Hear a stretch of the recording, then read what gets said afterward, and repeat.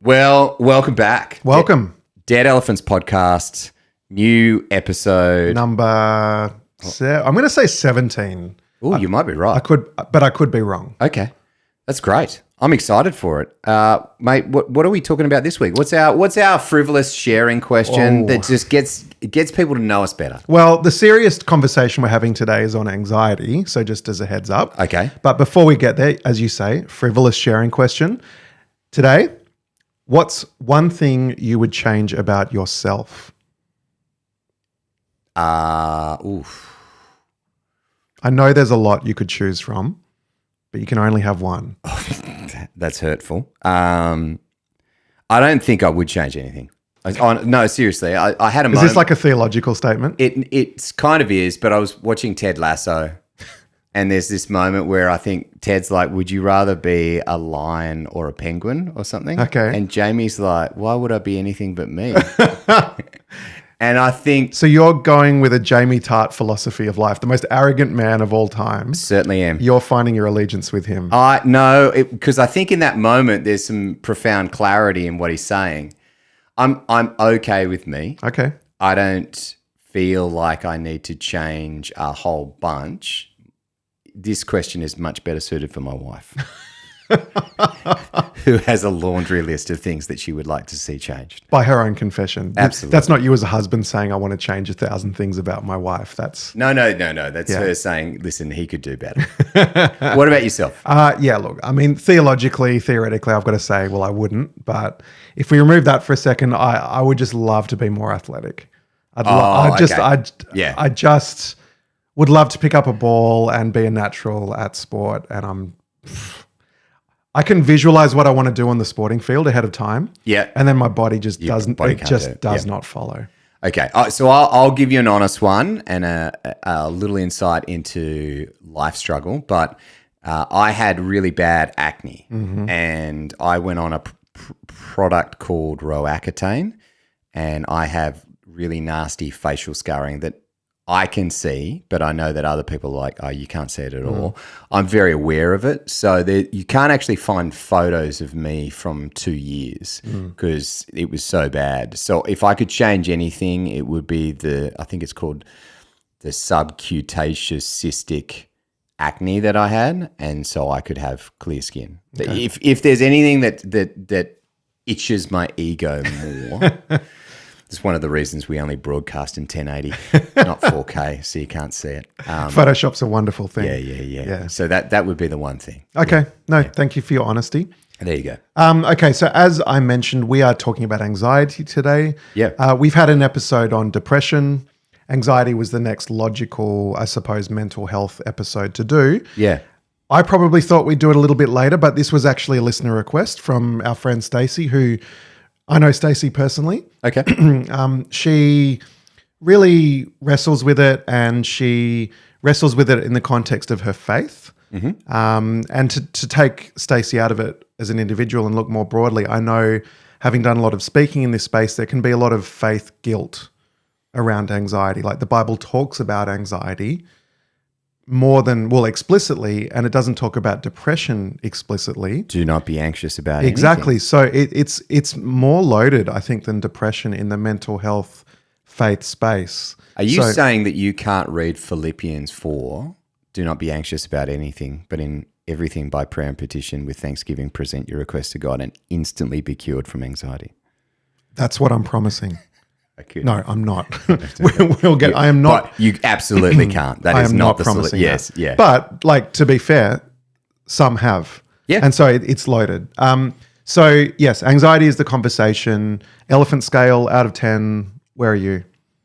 Well, I struggle with anxiety, so I would be a 9 or a 10. And I've had leadership who've said to me, "That's not a real condition. Get over it." Really? Yeah. Oh gosh, yeah. I mean, in the 90s, it's like there was no science around it. Yeah. So people just didn't know how to respond. And it's the same with depression. People like you don't feel blue. Just get over it. Yeah. Have more faith. What about yourself? I would have said 10. I'm going to say 7.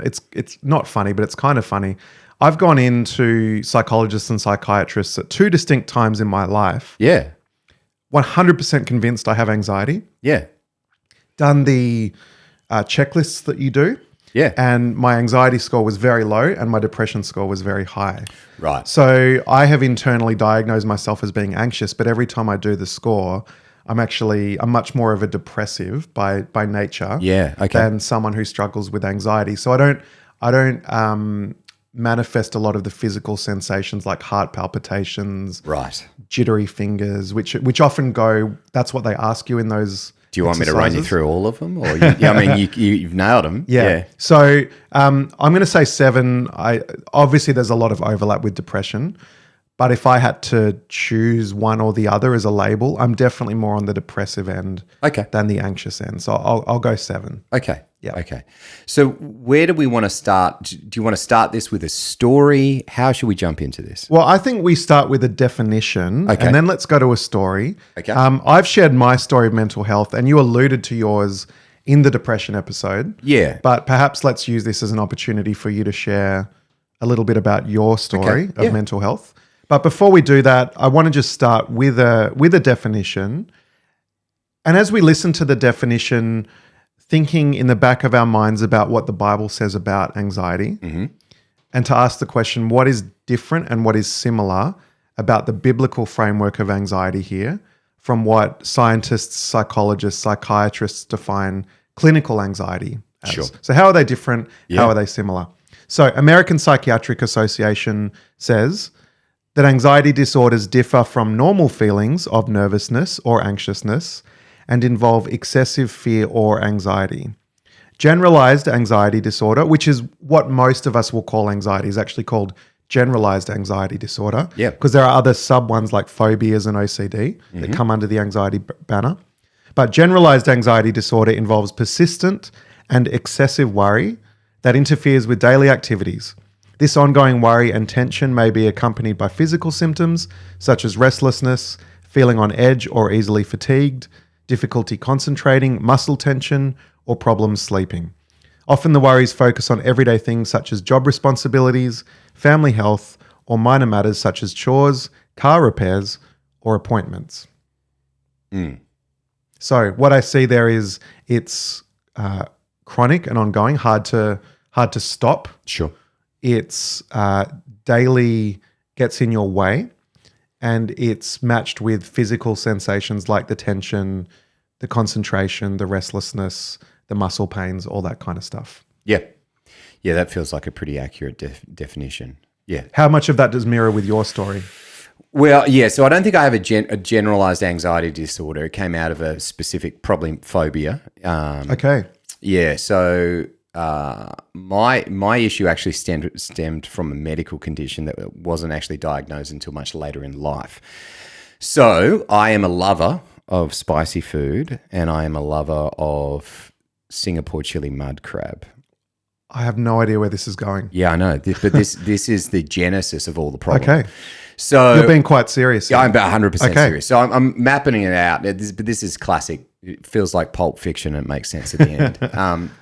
So mad fan of chili food, mad fan of Singapore chili mud crab, and I would eat spicy food and then get like these really nasty intestinal cramps and diarrhea and throwing up and everything. And I didn't understand what was going on. And so I had this for until I was 26, first year of marriage or second year of marriage. I think we got it properly diagnosed. And so I just would eat, like I would dip twisties in chili and eat them straight out of the packet. I was just mad for chili, but I'd end up getting these intestinal cramps and then go to the bath. And could you join the dots between the chili and the cramps? No, because I go and get go and see the doctor, and they're just like, Right. don't eat chili. But then I had the same issues with capsicum and tomato and aspirin. These things would all set me off, and I had no framework for why. That then led me to be very anxious about ever going out and eating in public because Okay. I got concerned for intestinal cramping and the need. Like the need is immediate to use the bathroom. Like I'm like, I don't care who you are, but I need to break into your house and use your bathroom right now. And so I got fearful about long trips. I got fearful about catching the train anywhere. I refuse to get on a bus because I'm like, at least on a train, I could stop at the next station and there would be a toilet there. I would download toilet maps. So Really? yeah, people who are anxious know this. There's like a toilet map of Sydney. So it tells you where all the public toilets are and how far away you are from one of them.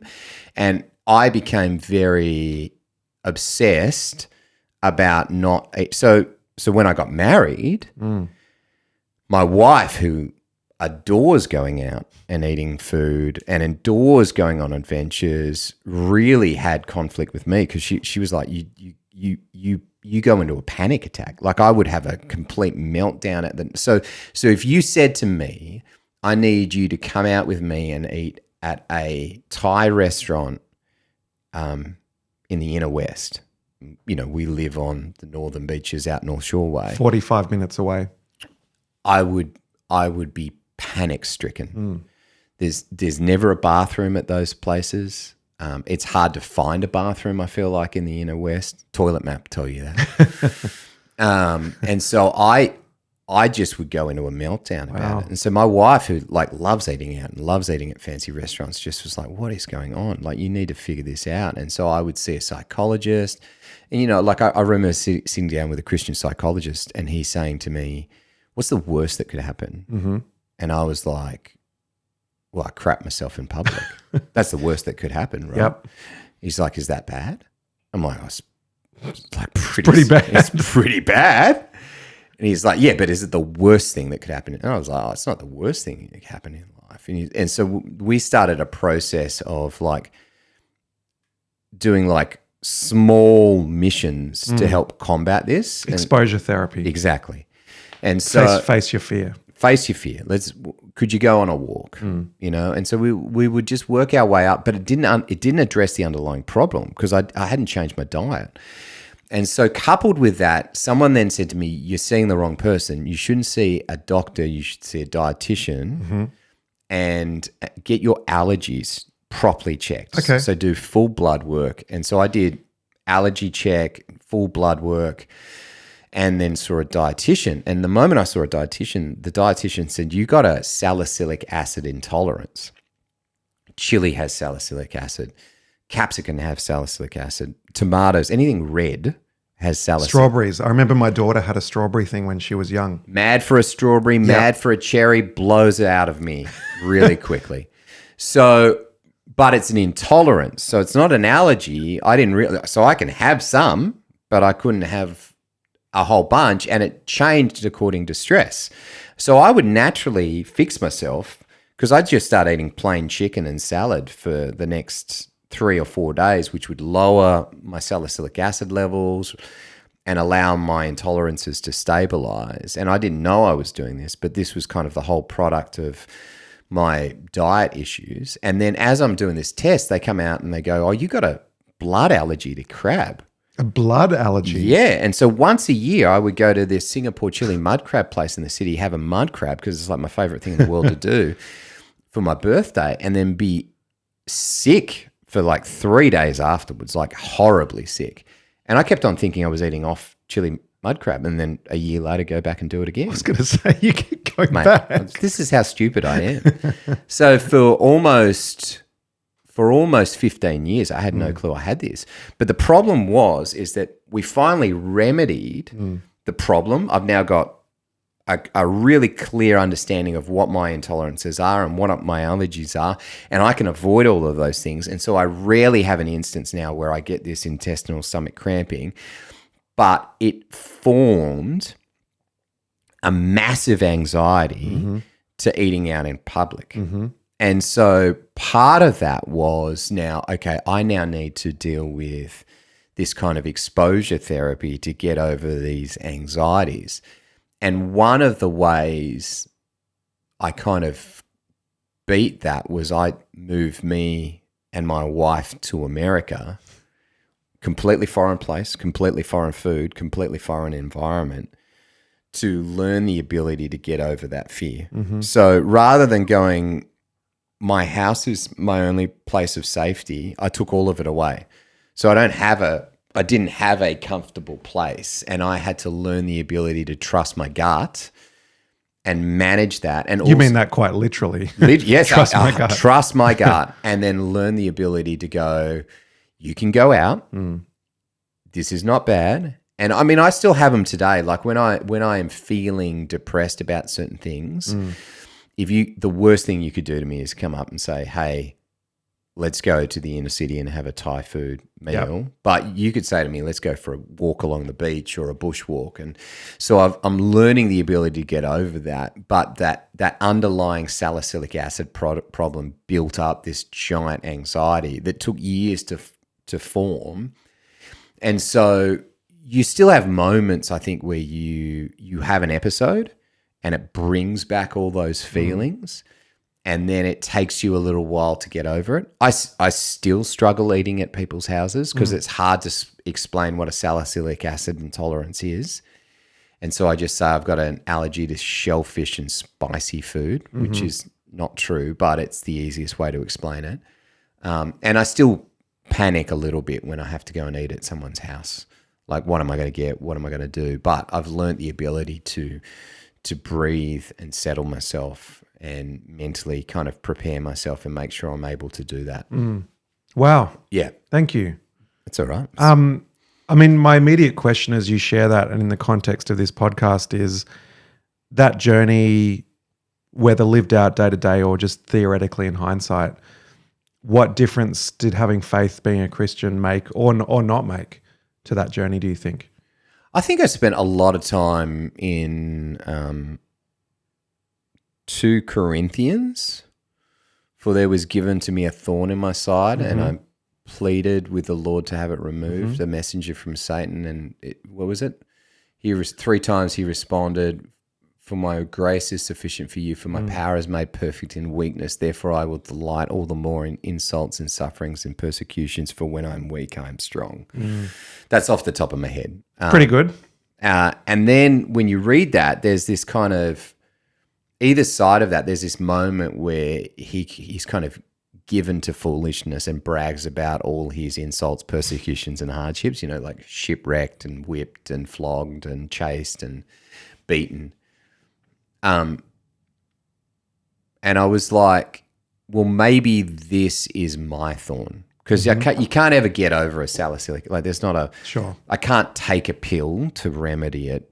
At least I don't think so. Medicals might have changed since then, but so I have to learn to live with it, and I had to learn to negotiate that. And I've done now trips to Philippines twice, Vietnam twice, Nepal, all places where the food is not conducive to your belly. Yep. And had to deal with like mad diarrhea in 2 of those places. You can guess which ones.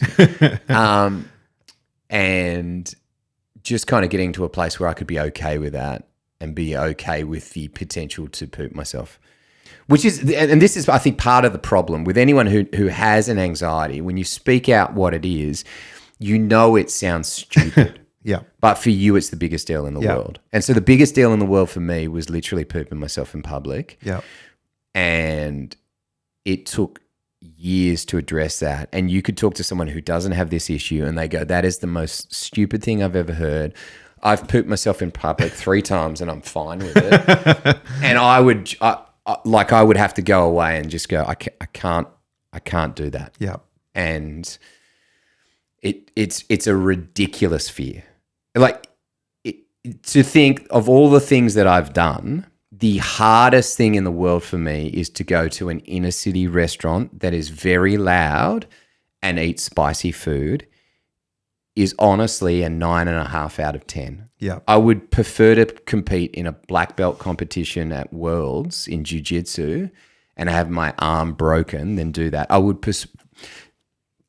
People are anxious about speaking. I would prefer to speak to a stadium on a topic that I have no preparation for and humiliate myself in front of 50,000 people than to do that restaurant. Go to an inner city restaurant. That's how stupid it is. I know it's stupid, but that's the anxiety that I remember telling people in my journey of depression that the externals will look simple and everyday. Yeah. It's the duck, flapping above the water. Like there is so much going on underneath that you will never get. And for you, you'll take it for granted, and for someone else, their trigger will be something else. Yeah. But you just can't judge someone's performance based on the externals, because for one person, they're putting in 1,000 times more energy Yeah. than somebody else, and the outcome looks exactly the same. And I think, like, on a meta level, you know, your dovetail into the thorn in the flesh is interesting, because it raises the question of what is the role of discomfort in the Christian life. Yeah. Even the role of suffering. But, you know, I would even say this is slightly different from suffering. Is it's a sitting with the discomfort over a long term. You're not getting persecuted per se, but you're sitting in this pre-New Jerusalem existence where you want relief, but you're not getting it. And how do you sit with that with faith in God? This is the same with what would I change about myself, my Yep. skin on my face, is I'm not comfortable with it, but I've learned to live with it Yes. and be content with it Yeah. and find joy in the other blessings and wonders that God has given me. Yep. Does it, you know, Absolutely. And so I feel the same way about this. It's a refinement opportunity. Yeah, is that I can grow, and knowing that my kids are showing signs of struggling with anxiety, certainly one of them, is being able to champion to help us combat this. We do hard things, and we trust that we have the ability to do hard things because we're a son and a daughter of the Lord Most High. Yeah. And so when those anxieties creep in, I feel like I can champion that with my children and be like, Daddy has them too, and Daddy feels them, and Daddy sometimes gets panicky and scared, but then Daddy walks into that fear, you know, and that fear and bravery sit side by side. The difference is a person chooses to be brave by walking into the face of fear. And so you're only one step away from being brave when you're fearful. Yeah. And I just want to say, for anybody listening that does live with anxiety, I just want to say, well done, in the sense that there will be moments in your life where you will have to demonstrate a faith and a reliance in a very primitive way on the God whom you serve. And nobody else will know it. Nobody else will see. For you, it might just be going to a church service. I know for a lot of people gosh, yeah. really struggle with public gatherings who have anxiety. We'll make plans around it. We'll sit near the back. We'll sit on the end of a pew. We'll really kind of like your toilet map. They will toilet map their church experience to make sure they have contingencies. And to anybody else walking through the door, they're just sitting there like everybody else. But my point is, there is an active choice to worship God in that moment. And I'm not just talking about worshiping God in terms of going to church, but that's one example of choosing to fight for functionality in your life, choosing to rely on God's daily bread, and nobody else gets it. But I just want to say that God sees that, I think, is my point. Yeah. God sees the heart that you bring that may look externally indifferent to everybody else, but God sees you. I think I mentioned in the depression episode, for me, the moment where Jesus sees the widow in the temple offertory with the 2 coins, and to everybody else, it looks like the most ordinary of offerings. It looks like she's being completely stingy, right? Yeah. And the religious leaders are giving thousands times more, and judging her. And Jesus sees her and says, no. She says to the disciples, look at her. Yeah. And so I just want to say, even if nobody else sees you, even if nobody else gets you, God sees you and God gets you, and God is pleased with that offering that looks completely normal to everybody else. Yeah, that's beautiful. Yeah. I think, you know, one of the fascinating things, I wasn't aware of, you know, like, because you're so obsessed with your own anxiety. People have these anxieties about everything. And I've learned more and more that when I was on radio, a lot of people would listen to the show and that would be their church service, because they were so they were so anxious about going into a church that felt like the safest place for them to be. And I certainly know a buddy of ours, Pastor Scar, has the same experience with his online ministry through Twitch, is that it's hard to explain to a person that going for a walk outside of your house was the hardest thing that you did today. Yep. Because they they don't understand it, you know? And like I remember running into a good friend in the neighborhood who was like, hey, I went to church this morning. And that's like the biggest thing that she's done all month. It was huge. She had to fight for that. Oh my gosh. And just, you know, panicky and putting on a brave face and smiling and with the armpit sweats and the, you know, like the heart is while you're listening to a sermon on flipping peace and you're like, oh, just got to get to the end, you know, jump in the car and get home and get out of there. But you're like, man, that was huge. Yeah, that's an act of worship. Yeah. And so I was like cheering and yeah, come on. That's the biggest thing you've done this month. And that's so great. And what a huge step. And because it's like, you know, like if you don't hear that, then someone's just like, you went to church? Yep. Only once in the month? What? Yep. This is ridiculous. And you're like, no, that was huge. Yeah. Well done. Yeah. So I mentioned part of the challenge of this topic, and this is only coming to me as we're speaking now, the depression versus anxiety in the context of faith is that the Bible doesn't talk about depression explicitly, but it does talk about having anxious thoughts explicitly. Yeah. So it's really loaded in terms of being a disciple of Jesus to go, you know, do not be anxious about anything, but I am. So I guess I if you can give me a moment, I want to read the two classic passages on anxiety in the Bible, and they are from Matthew 6 in the Sermon on the Mount and then Philippians 4. So full confession, Matthew 6:25 is probably my favorite part of scripture. Yeah, okay. If I ever got a Christian tattoo, this would be it. I'd have it probably have it in Greek just because. Full back or just. Sure. Okay, all right. No, calf. I'd have a tattoo on it. Yeah. Gosh, calf. Okay, all right. I'm just not buff enough anywhere else. You got to wear jorts for the rest of your life. Jorts. What are jorts? Jean shorts. Oh, you don't have them on. You're okay. I'm 40. I've got chino shorts. All right. So Matthew chapter 6, verses 25 to 34. Jesus says, therefore I tell you, and Jesus has just been talking about money. Where your treasure is, there your heart is also. You cannot serve both God and money. Mm-hmm. So that's just an important contextual layer to that. He then goes on to say, therefore I tell you, do not worry about your life, what you will eat or drink, or about your body, what you will wear. Is not life more than food, and the body more than clothes? Look at the birds of the air. They do not sow or reap or store away in barns, and yet your heavenly Father feeds them. Are you not much more valuable than they? Can any of you, by worrying, add a single hour to your life? And why do you worry about clothes? See how the flowers of the field grow. They do not labor or spin. Yet I tell you that not even Solomon in all his splendor was dressed like one of these. If that is how God clothes the grass of the field, which is here today and tomorrow is thrown into the fire, will he not much more clothe you, you of little faith? So do not worry, saying, what shall we eat, or what shall we drink, or what shall we wear? For the pagans run after these things, and your heavenly Father knows that you need them. But seek first his kingdom and his righteousness, and all these things will be given to you as well. Therefore do not worry about tomorrow, for tomorrow will worry about itself. Each day has enough trouble of its own. And let me just go to Philippians 4 as well before we talk about that. Rejoice in the Lord always. This is Philippians 4 verse 4. Again, I will say it, rejoice. Let your gentleness be evident to all. The Lord is near. Do not be anxious about anything, but in every situation, by prayer and petition with thanksgiving, present your requests to God. And the peace of God, which transcends all understanding, will guard your hearts and your minds in Christ Jesus. Yeah.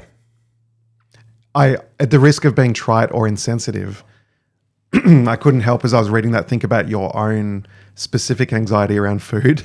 Yeah. And that Jesus said, do not worry about what you will eat or what you will eat. Gosh. Do not worry about tomatoes or capsicum or... And I know that's not his point, but just couldn't help it. It's accurate. Like as someone who wrestles with this, what's your emotional reaction to hearing those passages? Oh, he's 100% true. But so here's the reason why we are the most depressed and anxious people of all generations ever, is because we have no margins in our lives, because we no longer Sabbath, because we have profound digital addictions. That means that our brains, our minds, our souls don't ever get a chance to rest. And because we don't have those margins, they manifest as anxieties and depressions. Okay, so there's a whole bunch of clinical research around that. And what we don't get is that when we stop, our soul screams because it's hurting and it's desperate for rest. And so then we feed things that only feed our anxieties or our depressions, right? And it took me years to figure this out. And I've only just started bringing back a Sabbath day. So funnily enough, this podcast drops on a Friday and I almost have no idea it comes out on a Friday because that's my Sabbath day. And I rest from screens. I rest from my phone. I rest. And now I haven't nailed this. Like I haven't John Mark Comered the situation, but John Mark Comer is now a verb. That's amazing. I think he needs to be. But like I hit a point where I was so overwhelmed by stimulus. I did a silent Bonneville monk prayer course just to rediscover the ability to sit still. And I honestly believe part of the challenge that we have with why these verses don't resonate with us is because we feel like we've got to figure out where our meal comes from and what the next thing is and how we're going to get there. And so this rampant need to consume, perform, has crippled our ability to rest and rejuvenate and recover.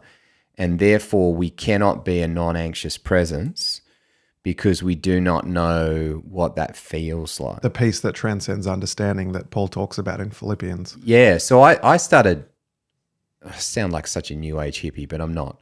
I started doing float tanks because I needed space to be with Jesus. And have you ever been in a float tank? You're completely naked. The water's the same temperature as the air, which is the same temperature as your body, and there's no light. So it's complete sensory deprivation. But it was the first time I felt I could hear God and my heartbeat, and we finally could connect. And so it became kind of a worship space for me. And that was profound for healing. Like that the effect of that lasted for months afterwards because I'd carved out this safe space for my soul to scream out to the Lord and find this connection. And I just don't can we not get rid of Sunday trading? Like I know this is ludicrous, but in the 80s we didn't trade on a Sunday. Yeah. Guess what? Culture was fine. Nobody died of starvation. Nobody had an issue. Now we closed down a supermarket for 6 hours on Good Friday. Yeah. And people go into Armageddon shopping and panic. Do you know what's funny? But I've met friends from other countries and they comment that we are so boring and that everything closes too much here. So even by other cultural standards, we're way too slow for many cultures. But it's so. I've done it. I've been to Walmart at 2 a.m. And I just get in there. I'm like, this is really sad. Like, what do you need at 2 a.m.? I'll tell you, sorry, this is such a dovetail, but I got to tell you, 2 weeks ago, I lined up at Aldi for the doors to open in the morning. Gosh. I'm like, what is my life come to? What was the product?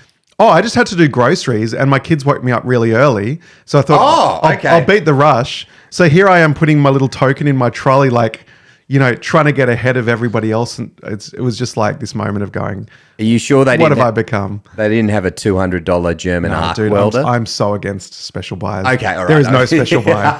Actually, I bought a Wes Wally. That's my only special buyer. Okay, that's all right.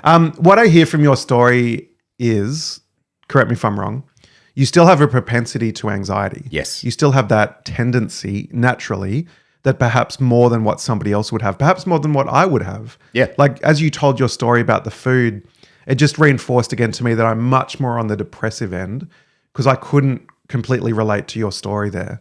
Yeah. And at the same time, you also think there are spiritual disciplines that you can bring in and decisions such as seeing psychologists or dietitians in your case. Yeah. That it's not an either or. It's like I have this natural tendency and my faith helps me know how to live with it. in a way that is more meaningful than if I didn't have faith in Christ. Yeah. So one does not negate the other is the point that I'm making. And I have speed humps in my life where as I start to feel them rumble, I put certain practices into place to help build back up that non-anxious spirit. Yep. And when I cross too many of those rumble blocks, I then will book an appointment with a psychologist or a counselor and have a number of sessions to help just kind of vent to a third party and recreate those barriers, or it's not barriers, but those kind of signposts of life to say you're no longer in a green zone, you're now in the orange zone, Dunk. You're no longer in the orange zone, you're now in the red zone. Dunk, you've now gone past the red zone, you're now in mission critical. Yep. You need to stop. And I've always found the ability for me to pause and regenerate has allowed me to get those borders out further. So, when I do it healthily, I start to build the flag posts even further away and expand the margins of where I'm living. And it allows me to have a fuller existence. But when you're in the middle of crisis, like the difference between, for me, anxiety and depression is like a cloud that means I don't ever want to leave my bedroom. Yep. I don't want to do anything. And I'm desperate to try and get out of it. And anxiety, my heart is racing 1,000 miles an hour and I want to burst out of the door and run in any other direction than the one I'm in right now until I can get far enough away that it's fine. Like they're two different manifestations, even though they sit really closely together. Both are grounded in an internal discomfort. Yeah, and when you're in crisis, it's hard to formulate those things. But your point is that the older you get, the more you can see that crisis coming further away, and therefore you can mitigate it more readily on the front end. And crises get bigger. Yep. It's pretty rare that your parents die when you're young. It's tragic when it happens. Mm-hmm. But we're 40 now. Guess what? We're in the zone where our parents are getting older and potentially will pass away at some stage soon. I've already lost one. Is that becomes these are big crises and big issues, and friends start passing away and family members start passing away. And, this is back to the death podcast, but there's just really big crises on the future, and they just keep getting bigger. Yep. And I heard a sermon that said, I see a lot of death in your future.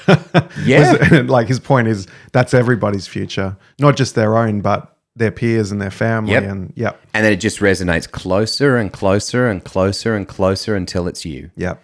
And you can run in fear from that, or you can learn to step towards the fear and champion bravery. And the only way I could do that was because I felt like I was empowered by the Lion of Judah and that I could walk because I walked with Yahweh. And bravery is not an absence of the fear. No. It's the walking forward with the fear. Yes. And trusting that he is the one. When you look at the birds of the air, you go, oh yeah, I'm scared about this, but at the same time, God's got me. I will often take my son out on a bushwalk and I just go, stop. Don't say anything. Just listen. And we'd stand there, and after about 3 or 4 minutes, I'd be like, what can you hear? And he'd start naming. I'm like, how many birds? How many birds? And I keep saying, and the number kept going up because he'd hear a different bird and a different chirp and a different sound. And then I'm like, what are we close to? And he'd be like, a creek. And I'm like, what else are we close to? And he'd be like, a sea. And what can you hear on the sea? And it's like in those moments where you can stop and confront the fear that lives in, you can kind of address it, call it out, call upon the Lord to bring healing to it. And I feel like if I can teach my son that practice in the bush, and he can hear all the different creations, then it becomes easier when I can teach him to stop And when his soul screams, pause and hear that and allow God to speak to that and heal that. Yep. You know, and the way that we do this, I guess, without God is this mindfulness idea and meditation. Which is actually very similar to the listen to the birds. Like that's a classic mindful activity is what do you hear? What do you see? Yeah. What do you taste? What do you feel? Yeah. Because you have to look beyond yourself. Yep.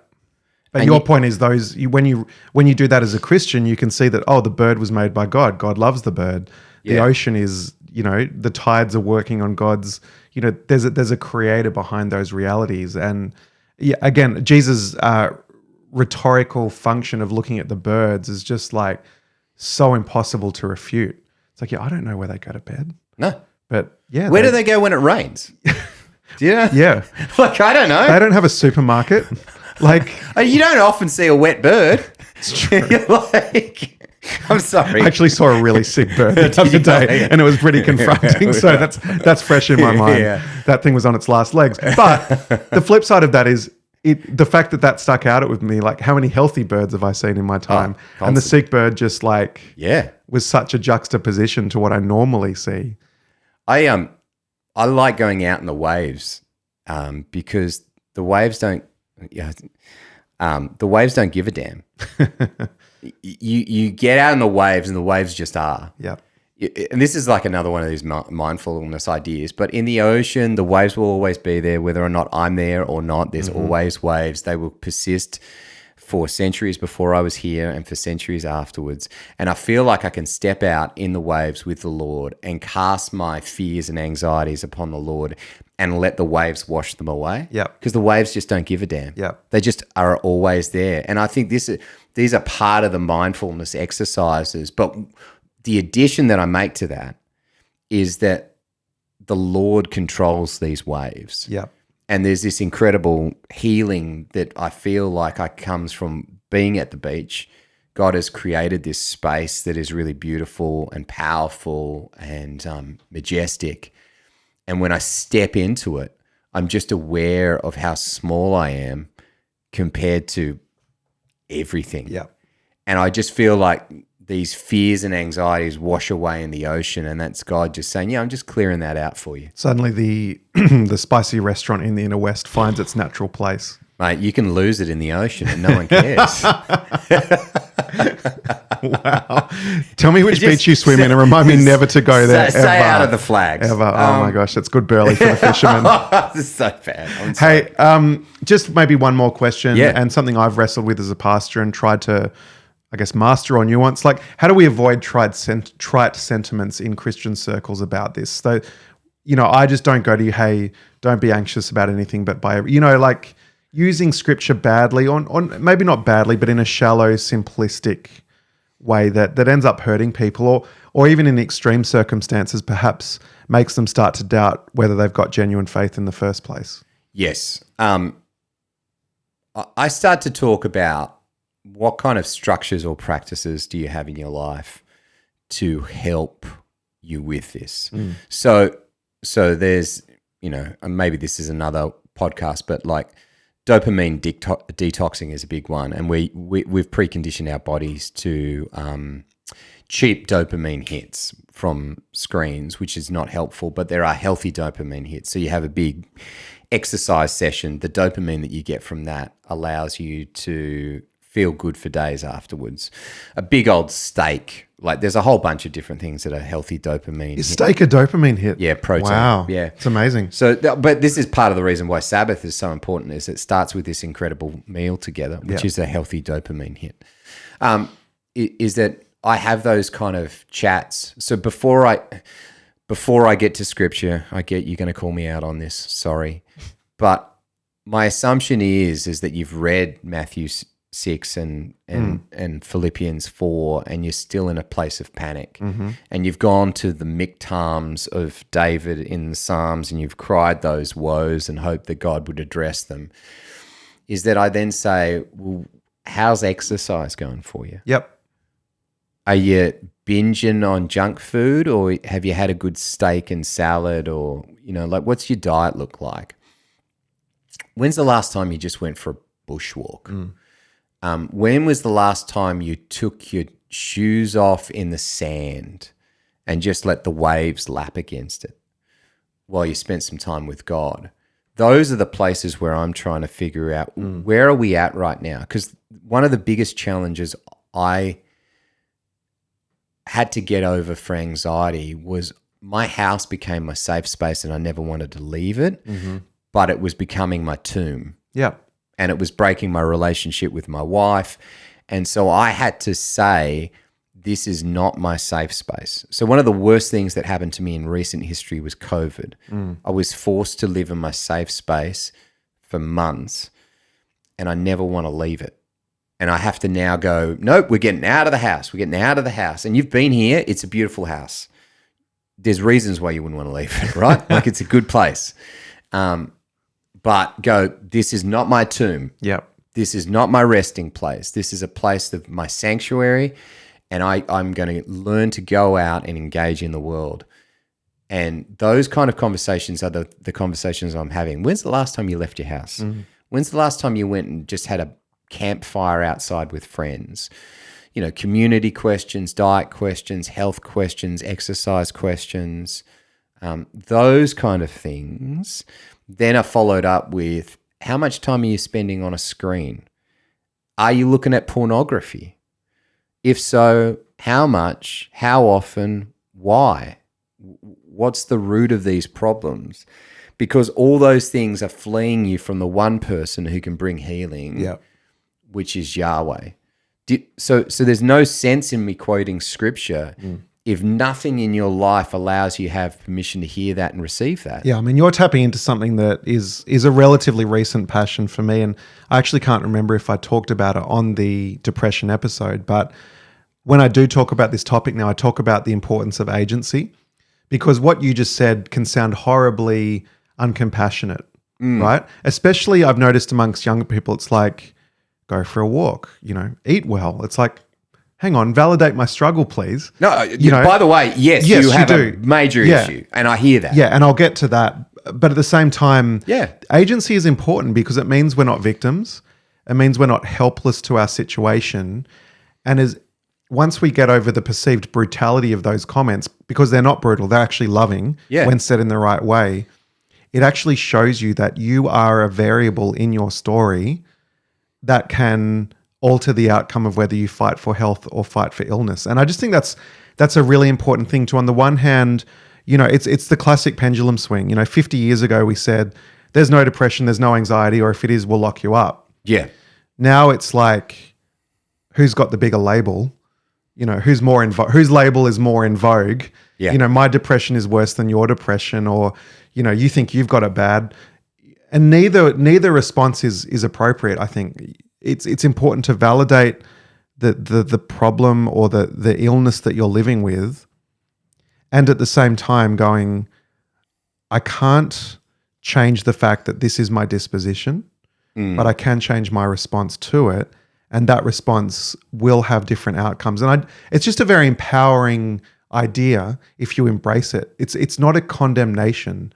It's actually an empowerment to go, how are you eating? How are you exercising? Yep. And it's important because it means, as I said, we don't give in to your language of tomb, or for me, the language was, I got taught not to give in to doona therapy. Fight the doona. Oh my goodness. Right. And the other thing I want to say is... We've got a new Scandinavian one. Oh my gosh, it's amazing. Scandi architecture. We've talked about that before. How's that minimalism going? How did you apply the greed episode? You bought a Scandi blanket. I did. No, I didn't. That's not true. The other thing I want to say is, and again, I have spoken about this before, but this is a psychological idea of dialectic therapy. And dialectic therapy, the idea is you can hold two things in conjunction and not fight against them. And this has made a lot of difference in my journey, is to say, to use your example, I know that God feeds the birds of the air, but I'm really scared of the Thai restaurant. To put two paradigms of this episode together, the psychologist will challenge that framing and say, replace the but with the and. Yeah. I know that God cares for the birds of the air, and I'm scared of the Thai restaurant. Yeah. Because if you use but, one is going to win out over the other. When you use and, to the point of the dialectic, the dia, the two, Now they can just walk side by side. You're not fighting against them. They can both be. So I have a natural propensity to anxiety in your case, or for me, I have a natural propensity to depression, and I trust the Lord. Yes. And I think that's the key to avoiding trite sentiments, is not challenging the legitimacy of someone's faith, but actually in many ways saying your faith, if you can come through this with that agency and with that ownership, your faith will probably be stronger.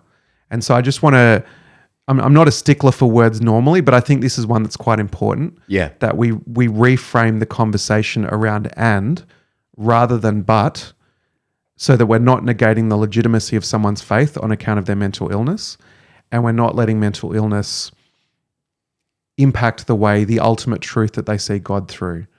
That there is a lived experience and a theological reality both at play. Yes. And I can just let that be. And in many ways it's a now but not yet, new creation, old creation thing. It's we have the hope of heaven and we still live in this fallen world. Jesus has paid it all, and yet we're waiting for it's that whole juxtaposition and that in-between state that we now find ourselves, that we know what we believe, we have a true and living hope that we know is true, and at the same time in this world we will wrestle. Can I ask you a question quick before we wrap up? So part of the reason I ask all those questions is I'm trying to figure out where you sit on the pain of staying the same is greater than the pain of change. Mm-hmm. That's part of the reason I'm asking all those questions. About exercise and diet. Yeah, because I'm trying to figure out, where are you? Are you ready to change? Yep. Or are you just ready to vent about all the things that are going on, but you're not willing to sacrifice?